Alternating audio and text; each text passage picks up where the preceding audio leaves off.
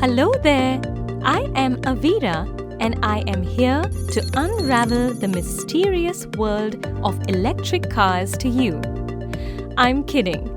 They aren't mysterious at all. In fact, EVs aren't much different in the way they function. It's only their internal workings that differ.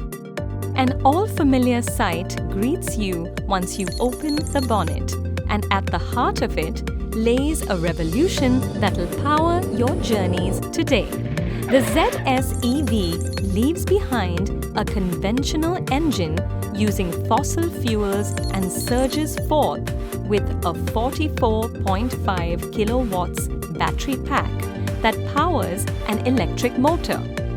The ZS develops 142.7 PS and 353 Newton meters of torque.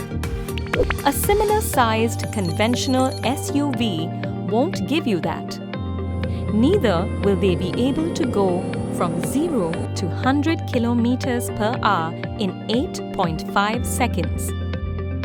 A single charge will take you 340 kilometers, while the developing fast charging network will help you travel even further. Going further and spending more time inside the cabin is made easier with a suspension setup that irons out the harshest of road conditions.